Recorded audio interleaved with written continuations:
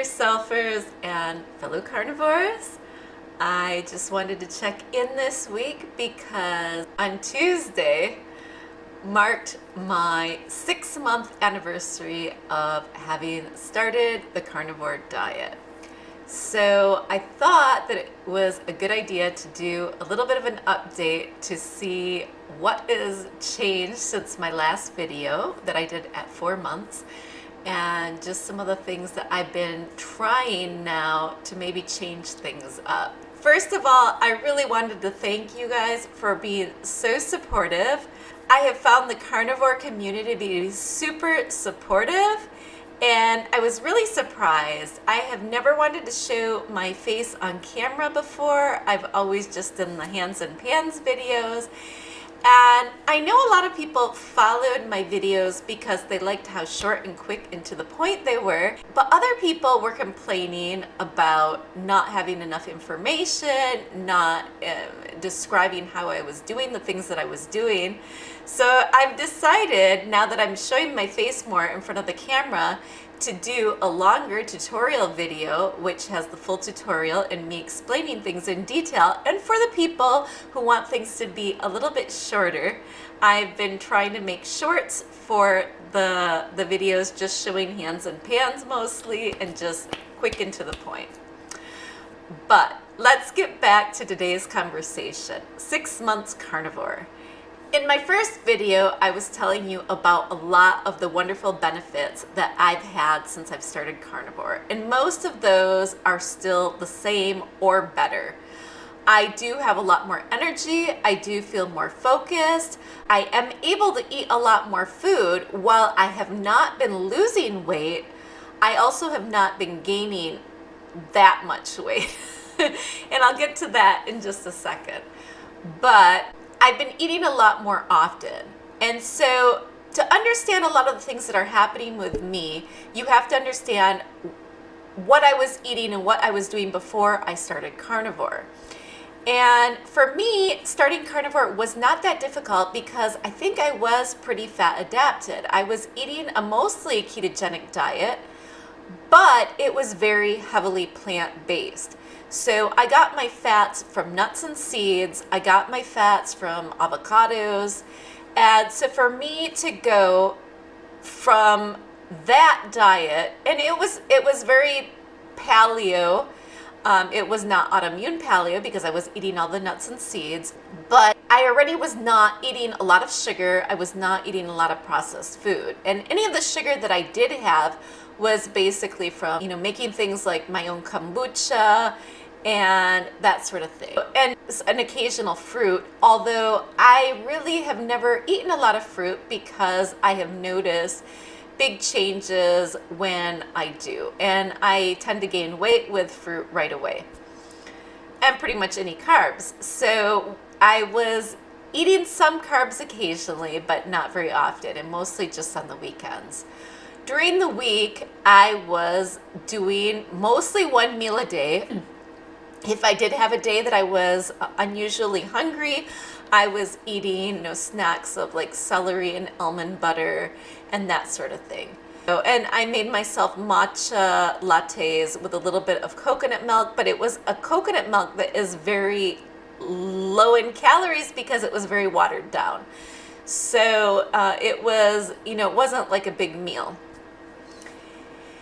So once I started the carnivore diet, I was eating a lot more often. I had never eaten breakfast before. I ate mainly 1 meal a day, which this is another thing that is a little bit problematic, but my husband is a fisherman and he's out all day.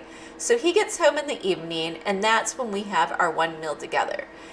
And it's just a social meal for us. It's very strange when I'm fasting or if I'm not eating, or if I would choose to eat my meals in the morning, it would be very difficult just for our family situation. So for me, I tend to have my main meal very late in the day. And I try to get, I'm like, can you come home earlier? He's like, we need to eat this late.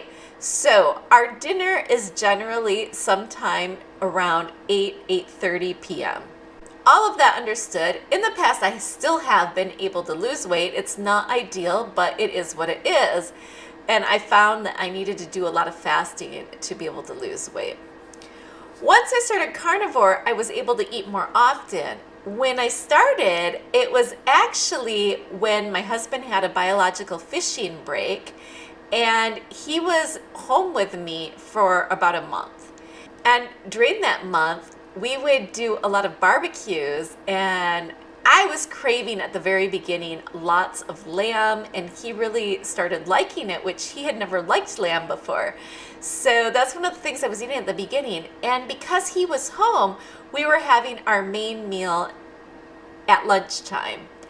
And I wasn't hungry at dinner. So at that time, I was eating breakfast maybe. At least I would have, at the beginning I was having coffee. I haven't been having coffee lately. But at the beginning I was having coffee with either some milk or some cream if I was at home, or some butter.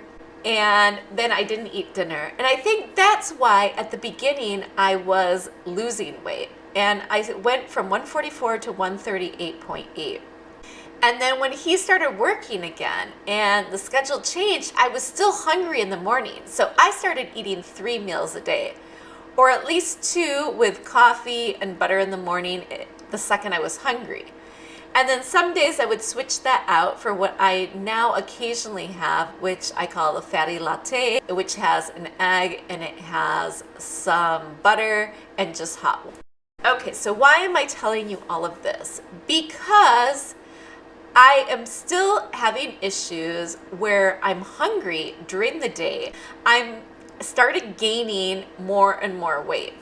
So even just last week, I was up to 149.5 pounds. And I really did not want to see that 150 pounds.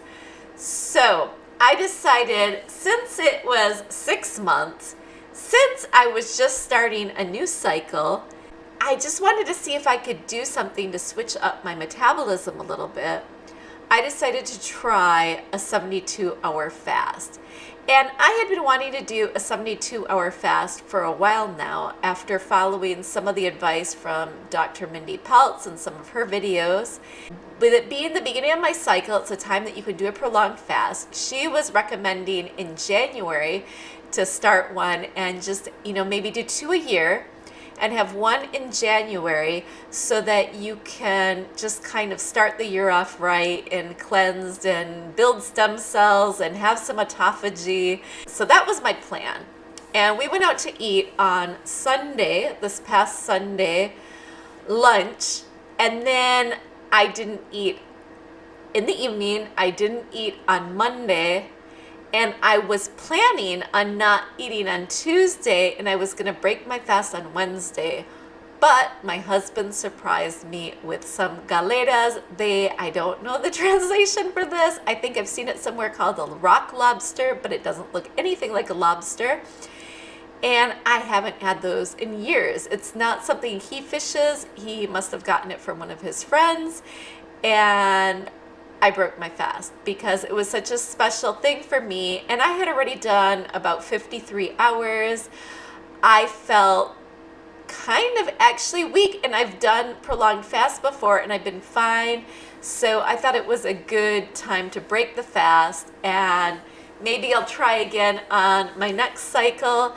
I still think it helped a lot, because before I started my fast, I was noticing a lot of really loose skin, just in a lot of areas. I can feel muscle definition because I've started doing some weight training again.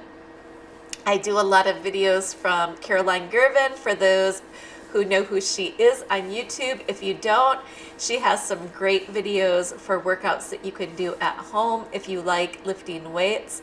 And I have been doing her iron series. I've done it a couple of times now, just because they're the shorter videos and they're about 30 some minutes each, and I prefer that to these hour-long sessions.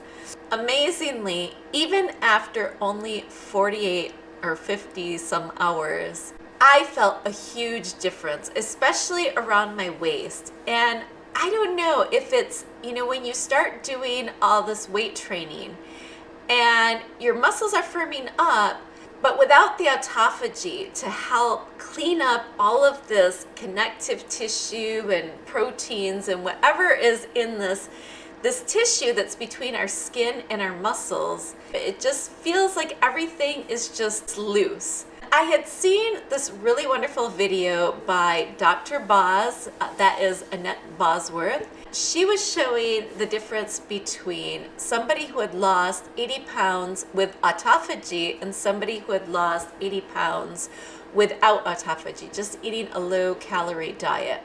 I figured the best way to do autophagy is a prolonged fast. And that's one of the other reasons that I wanted to give it a try. I want to try to see if I can kick up my metabolism.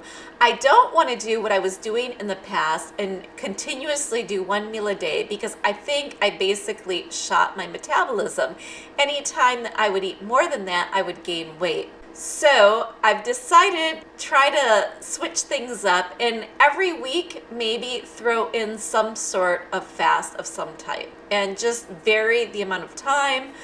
I was thinking that ideally, since we do tend to go out to eat for Sunday lunch, which is kind of typical here in my region of Spain, that Monday would be the good day to do a prolonged fast. So if I eat lunch on Sunday, maybe I'll wait until Monday dinner to eat again, and I can eat with the family. So we'll see. I'm kind of curious to see in the comments what you guys think about, mixing things up. I know a lot of people do one meal a day and they feel great with that, and that's what I was doing in the past, but I feel like it was very detrimental to my metabolism just in general, and I would like to be able to eat more than that.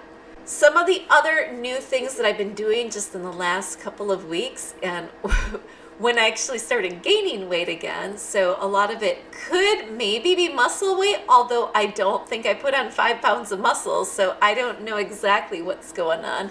Apart from trying Caroline Girvan's Iron Series again, I've been getting on the treadmill again. So in the morning when I want to go through my emails and some of my comments and some of that, I jump up on the treadmill, and I have this desk that I made on the treadmill so that I can put my computer there and just, go through some of the stuff that isn't too difficult to do while on the treadmill. And I also occasionally do edit some videos there. I find that I can do that pretty well. For those who are interested in that, I actually have a post on the blog showing how I made the treadmill desk. It's really, really easy. I've been using it for years on and off. I had taken a bit of a break from most forms of exercise during the 2nd to 5th month of being on carnivore, just because I was having so many problems with oxalate dumping symptoms and some other issues that I wanted to focus on healing.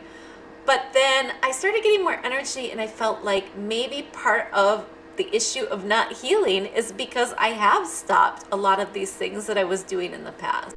Okay, let me quickly talk about some of the supplementation and things that I've been doing. Lately, I have been eating very strictly carnivore, and I haven't even really been having any dairy lately. I've been trying to see that if I cut out dairy, if that could be one of the things that has been keeping my weight on.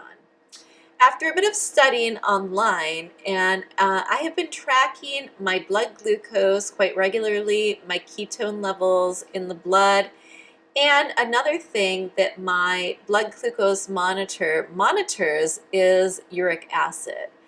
And I have noticed that I have very high uric acid levels, and they have been getting progressively higher every year for several years now. This was pre-carnivore. It has nothing to do with carnivore.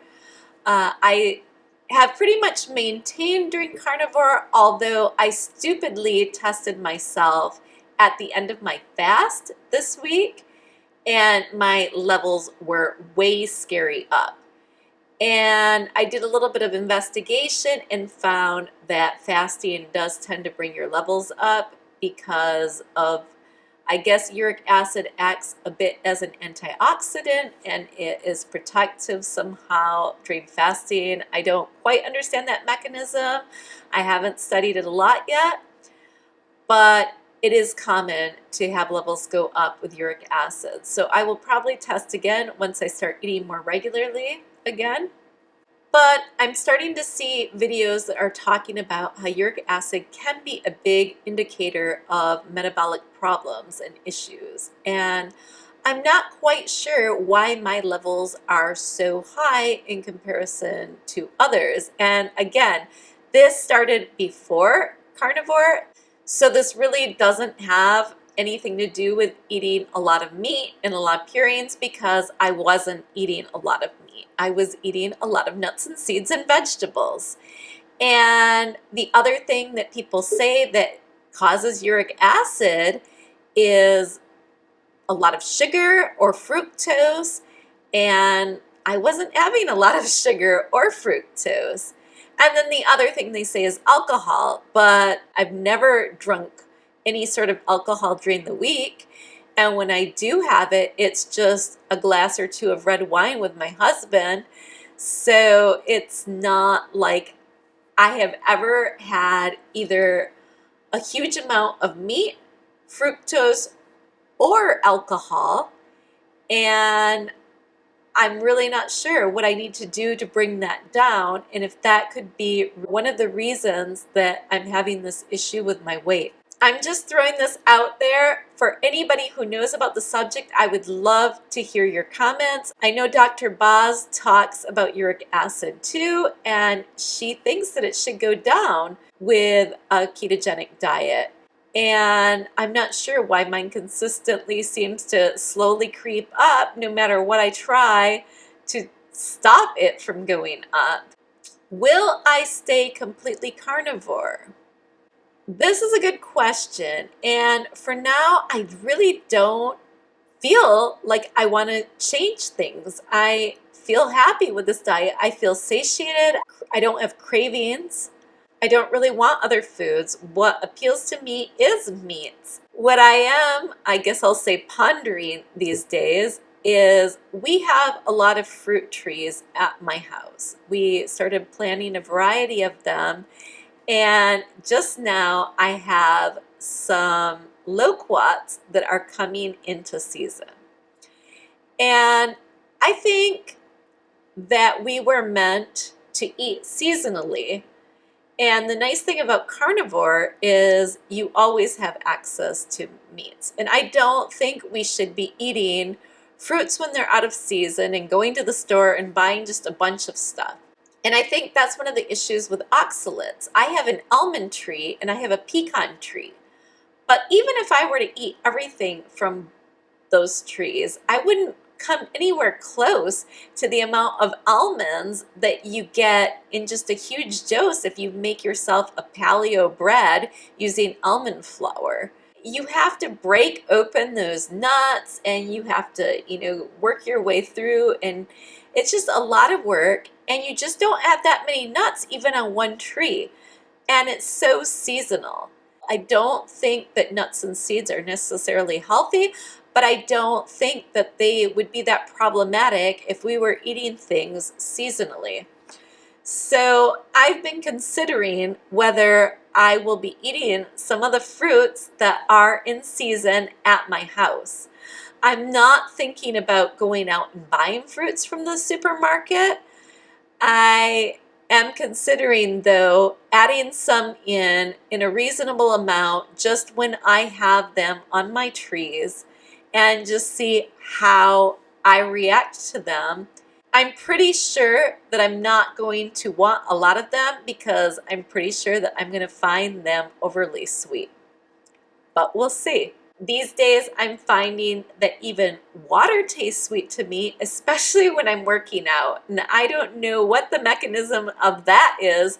I've had a few people ask me about supplementation and if you can supplement when you're on carnivore. And I have been supplementing with certain things just because after reading Sally Norton's book, I wanted to help through the transition of oxalate removal from my body. I was eating a very high oxalate diet, and I was showing oxalate dumping symptoms at the beginning of my carnivore adventure. So I have been taking calcium citrate, potassium citrate, and magnesium citrate. Now, all of these can help in certain ways to rid yourself of the oxalates. I have been considering taking some quercetin and increasing my dosage of potassium citrate lately because I was seeing that both of these can help reduce uric acid levels. And because my uric acid levels continue to be so high, no, I have never had gout. No, I don't show any problems from that, but I do think that it can be a marker for metabolic problems. So I really would like to at least try to get it down to more normal levels. I have stopped some of the other supplements that I used to be taking. During the so-called pandemic, many people were saying that it was a really good idea to supplement with higher doses of vitamin C and vitamin D and zinc and some of these other things. And that's one of the reasons that I had quercetin. I was taking all of these. I was taking vitamin C, I was taking vitamin D, I was taking quercetin, I was taking zinc. But after investigating all of these things a little bit more carefully, vitamin C is a precursor for what can lead to oxalate problems. So if you're taking really high doses of vitamin C, it can lead to problems even if you aren't having a lot of high oxalate foods. So that is one of the first things that I got rid of. Vitamin D, while I think it's important, I think it's something that our bodies need to make naturally.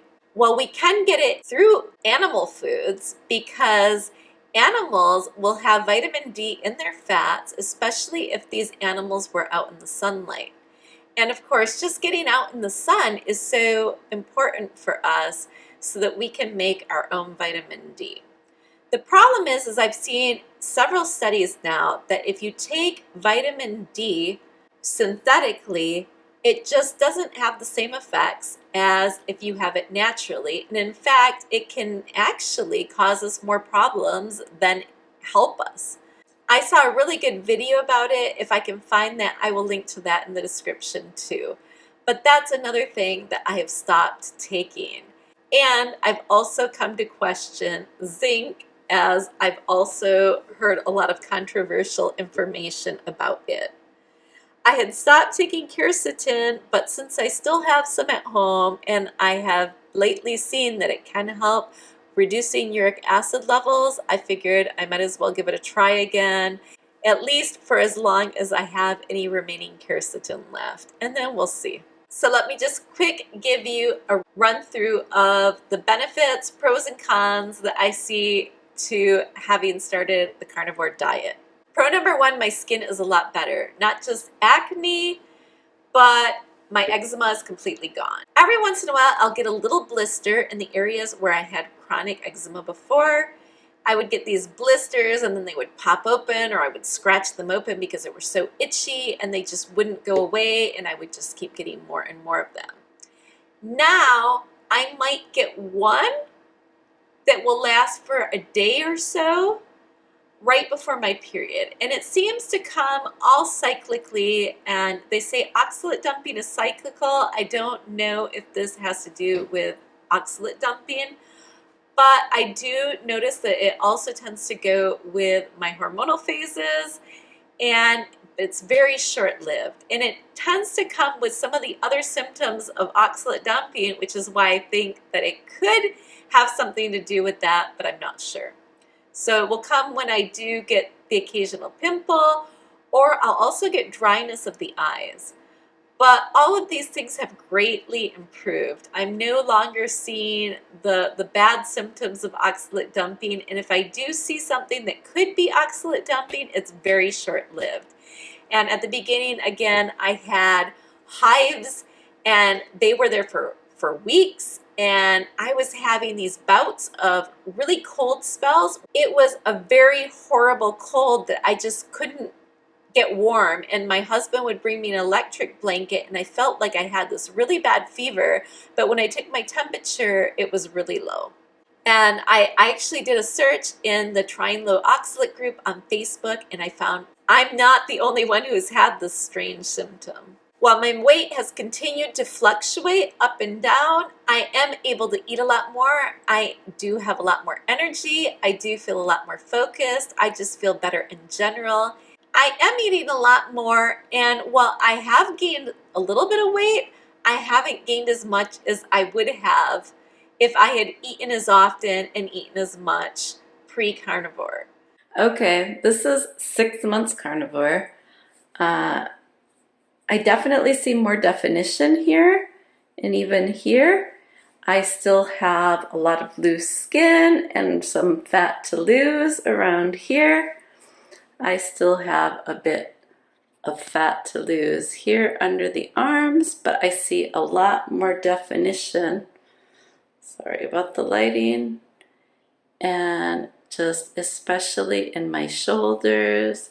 I should also point out that I would have never in my lifetime worn leggings like this where anybody could see me before. I would have had lots of fat sticking out over the top.